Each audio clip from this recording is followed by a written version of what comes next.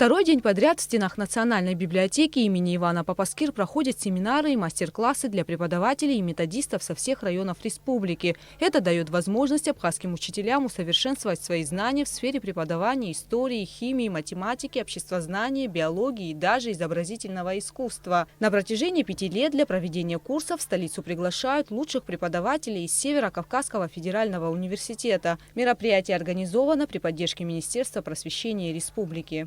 Такие курсы Министерство просвещения проводит не впервые. Между нами был заключен с Северо-Кавказским университетом в 2016 году договор. Чаще и вообще за последние 5 лет мы стараемся проводить такие курсы, помимо курсов и мастер-классы, и просто слушания разного рода.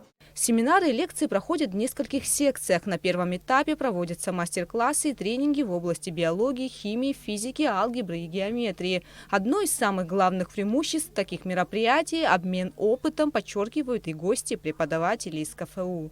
Когда общаешься с учителями и своя собственная работа, то накапливается опыт. Все-таки с возрастом приходит мудрость немножко. И вот тут накапливается большой опыт, который я пытаюсь сейчас рассказать вашим учителям.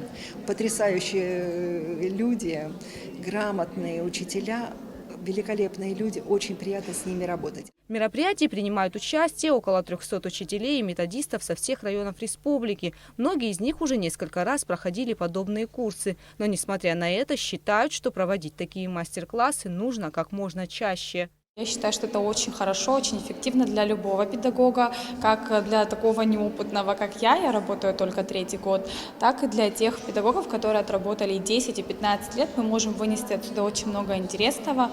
К сожалению, не все мы можем применить в школе, потому что это идет и подготовка к вузам, но я считаю, это очень эффективно. Курсы повышения квалификации посещают и руководители дошкольных учреждений. Им особенно интересны вопросы в области дошкольной педагогики. Нас интересуют важные такие вопросы, как, допустим, как должен работать заведующий детского сада, какая документация должна вестись,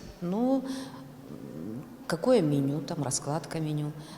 И те, люди приехали со Ставрополя вести этот семинар, они довольно педагогически подкованы, в общем-то, доносят нам ту информацию, которая нам нужна. У нас возникают многие вопросы, которые они нам разъясняют. Семинары и мастер-классы продлятся до 20 декабря. По окончанию курсов всем участникам будут выданы сертификаты.